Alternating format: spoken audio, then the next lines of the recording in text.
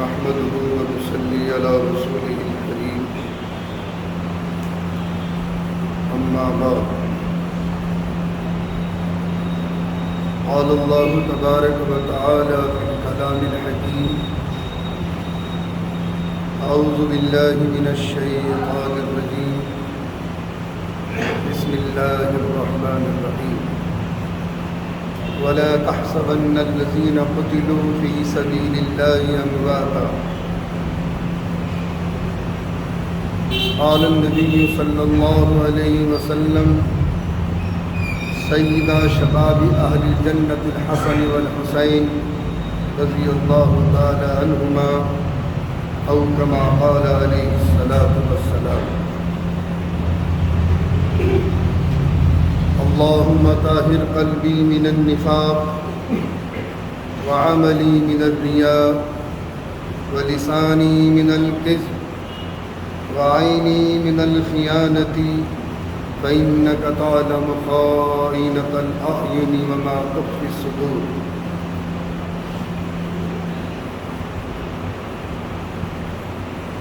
سونے چاندی کی چمک بس دیکھنے کی بات ہے. سونے چاندی کی چمک بس دیکھنے کی بات ہے. پھر 4 دن کی چاندنی پھر وہی اندھیری رات ہے.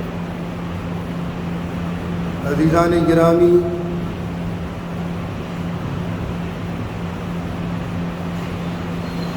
ماہ محرم اور اسلامی اعتبار سے سال نو کا آغاز ہو چکا ہے. آج الحمدللہ محرم کی 2 تاریخ ہے. میری طرف سے آپ تمام حضرات کو اور تمام اہل وطن کو، پورے عالم اسلام کو اسلامی نیا سال مبارک ہو. بارگاہ قدسی میں دعا گو ہوں کہ اللہ عافیت کے ساتھ پورا سال تمام عالم انسانیت کو، بالخصوص عالم اسلام کو عافیت کے ساتھ نصیب فرمائے، امن و امان کے ساتھ نصیب فرمائے، ہماری جان، مال، عزت و آبرو کی حفاظت فرمائے. عزیزان گرامی، محرم الحرام کا آغاز ہوتے ہی واقعہ کربلا یاد آتا ہے. یہ حضرت سیدنا امام حسین رضی اللہ تعالیٰ عنہ کی مظلومانہ شہادت ہے. جیسا کہ دیگر صحابہ رسول کی مظلومانہ شہادتیں ہوئی ہیں،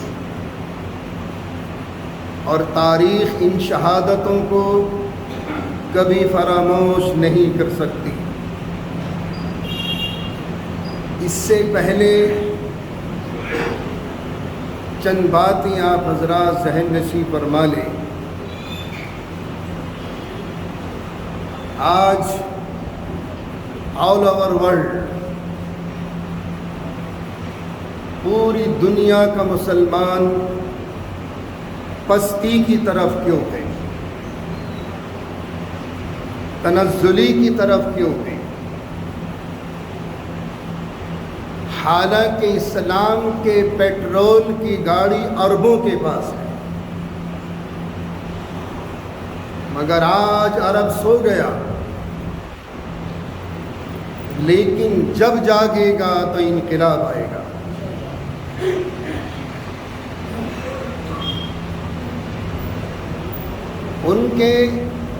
ان کی جو پرسنل لائف ہے، ہمیں اس میں انٹرفیئر کرنے کی ضرورت نہیں. It does not matter to me. لیکن اسلام کی پیٹرول کی گاڑی اربوں کے پاس ہے، مگر آج وہ سو گیا. عزیزان گرامی، کچھ تو وجوہات تھیں کچھ تو خوبیاں تھیں کہ حضور صلی اللہ علیہ وسلم کو عرب میں اللہ نے پیدا کیا، کہیں اور بھی پیدا کر سکتا تھا۔ یہی نسبت عربوں کے لیے کافی ہے اور پورے عالم اسلام کے لیے کافی ہے۔ آج تو وہاں جتنے امیر گھرانے ہیں، سب کے گھروں میں کوئی یہودی بیوی ہے، کوئی یہودی بہو ہے، اور یہ پری پلان گیم کھیلا جا رہا ہے۔ مڈل ایسٹ کی ساری نگاہیں اور سارے اعداء اسلام کی نگاہیں عربوں پر ٹکی ہوئی ہیں۔ لیکن جب انشاءاللہ عرب جاگے گا تو دنیا میں انقلاب آئے گا۔ اس لیے عربوں کو برا مت کہو، آقا نے بھی منع کیا، ان کی پرسنل لائف ہے، ہم کون سے دودھ کے دھلوئے میں بیٹھے ہیں۔ ہاں، بر صغیر میں اسلام کی گاڑی کو دھکا دے کر چلایا جا رہا ہے۔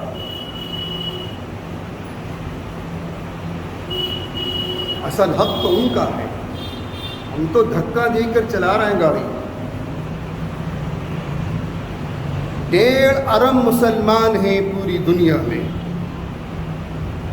یہ پستی اور تنزلی کا سبب کیا ہے، اس کے پیچھے لاجک کیا ہے، اس کا ریزن کیا ہے؟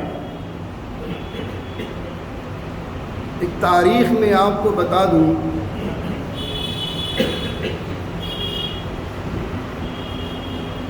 آزادی کے لیڈر اور رہنما اور قائد اعظم جنہوں نے گاندھی جی کے شانہ بشانہ رہ کر آزادی کی لڑائی لڑی ہے، حضرت شیخ الہند مولانا محمود الحسن صاحب دیوبندی رحمۃ اللہ علیہ، جب مالٹا کی جیل سے واپس آئے تھے براہ راست بندرگاہ، تو بمبئی کی بندرگاہ پر گاندھی جی خود ان کو پک کرنے گئے تھے۔ یہ وہ لیڈر ہے جس نے مسلمانوں اور ہندوستان کی غیر مسلم قوموں کے اندر جہاد کی روح پھونکی تھی، اور دونوں نے، مسلم نے بھی غیر مسلم نے بھی، شانہ بشانہ ہو کر ہندوستان کو آزاد کرایا تھا۔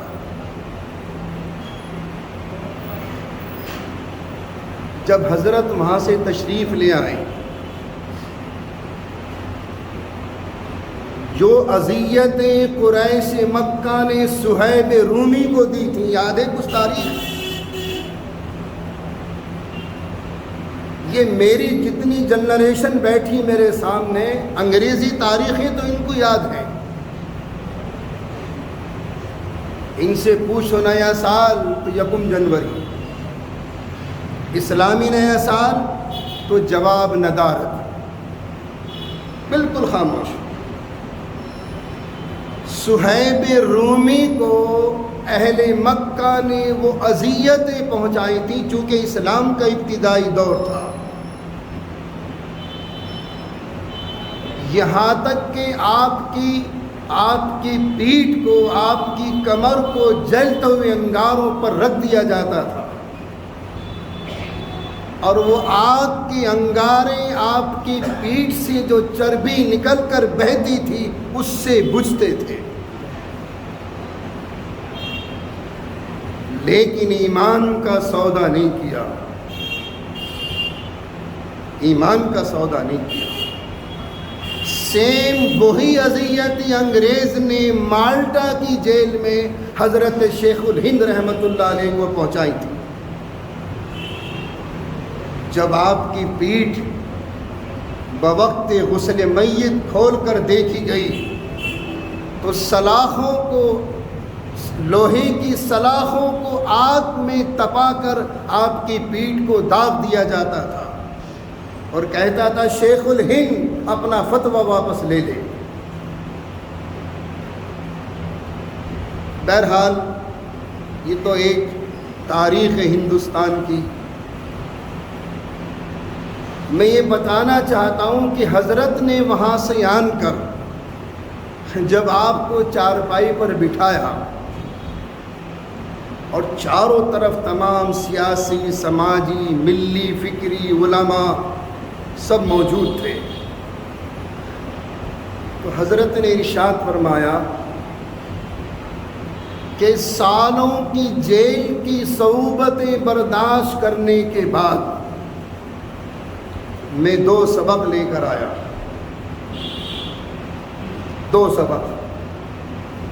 سالوں کی جیلوں میں صعوبتیں برداشت کرنے کے بعد علماء، سیاسی لیڈر، سیاسی قائدین ہکا بکا رہ گئے، یہ کیا فرما رہا ہے شیخ؟ صرف 2 باتیں۔ ارشاد فرمایا حضرت شیخ الہند رحمۃ اللہ علیہ نے کہ آج اس امت مسلمہ کی جو تنزلی کا سبب ہے،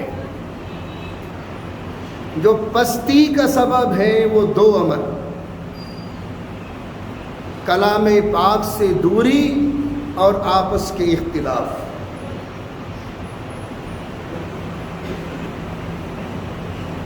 آنکھیں کھل گئی نہیں ابھی؟ آج کی تاریخ میں گھر گھر میں اختلافات ہیں، گھر گھر میں اختلافات ہیں۔ ہم نے اپنے بڑوں سے سنا، اپنے بچپن میں بھی دیکھا کہ صبح کو فجر کی نماز کے بعد گھروں سے، کھڑکیوں سے، دروازوں سے، دریچوں سے خواتین کے کلام پاک پڑھنے کی آوازیں آتی تھیں۔ آج گانوں کی آوازیں آ رہی، سیریل کی آوازیں آ رہی، اور سب سے پہلا نشہ آج کے زمانے کا، اس دور کا، یہ موبائل۔ اس موبائل کے نشے نے ڈرگس کو پیچھے چھوڑ دیا، شراب کو پیچھے چھوڑ دیا۔ 24 گھنٹے یہ مسلمان کا یووا طبقہ ہو، خواتین ہوں، بڑے ہوں، چھوٹے ہوں، بچے ہوں، اسٹوڈنٹس ہوں، تمام کے تمام اس نشے کے عادی بن چکے ہیں۔ نہ قرآن کی تفہیم کا شوق، نہ ذوق، کچھ نہیں۔ یہ 2 سبب ہیں اس امت مسلمہ 1.5 ارب مسلمانوں کی پستی کا سبب، کلام پاک سے دوری اور آپس کے اختلافات۔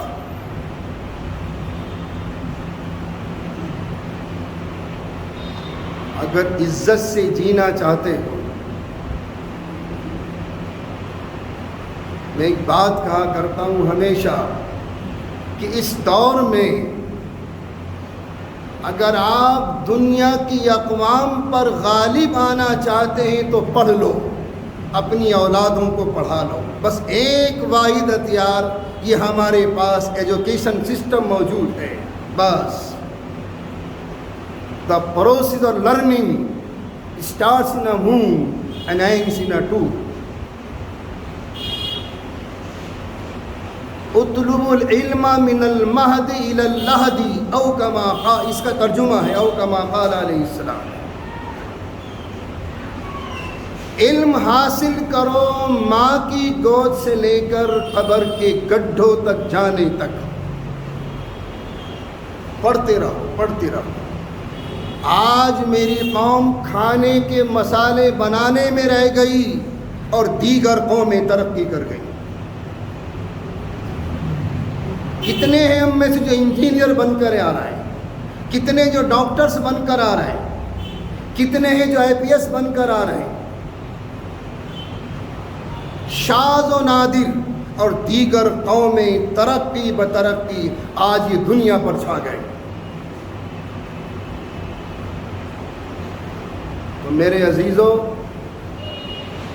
ایک ہتھیار ہمارے پاس ہے، اگر دنیا کی اقوام پر غالب آنا چاہتے ہو تو پڑھ لو۔ ہمارے شیخ ارشد مدنی استاذ محترم فرمایا کرتے اپنی اسپیچ میں، میاں آدھی روٹی کھا لو، اپنے بچوں کو پڑھا لو۔ یہ انہی کے مقولات ہیں، انہی کے الفاظ ہیں۔ لیکن ہماری قوم تو مسالے گن نہیں، کھانوں کے مسالوں میں رہ گئی، زبان کے چٹخاروں کے پیچھے ہم نے اسلاف کے اثاثے کو کھو دیا۔ کب جاگے گی میری یہ قوم؟ جاگ لو، جاگنے کا وقت ہے، بیدار ہو جاؤ، بیدار ہونے کا وقت ہے، علم حاصل کرو۔ اور یہ بھی یاد رکھیں، کسی بھی دور میں کسی بھی عالم نے، کسی بھی مفتی نے دنیاوی تعلیم پر حاصل کرنے کے لیے پابندی نہیں لگائی۔ یہ سب جھوٹے پروپیگنڈے ہیں۔ بہرحال یہ دو عمل ایسے ہیں کہ آج ہم پستی کی طرف ہیں، ایک کلام پاک سے دوری اور دوسرے آپس کا اختلاف۔ یہ دونوں چیزیں آ جائیں، اختلافات ختم ہو جائیں، یہ میری قوم قرآن کریم کے قریب آ جائے، پڑھنے لگے، سمجھنے لگے، اس کا دیکھنا کی بھی عبادت، اس کا چومنا بھی عبادت، اس کا پڑھنا بھی عبادت، اور اس کو پڑھ کر عمل کرنا عبادتوں کی عبادت ہے۔ بہرحال شہادت حسین میں دو کردار بڑے بھیانک ہیں، کوفیوں کا کردار اور ابن زیاد کا کردار۔ انشاءاللہ اس کی تفصیل آئندہ جمعے کو آئے گی۔ اللہ ہم سب کو اعمال صالحہ کی توفیق عطا فرمائے۔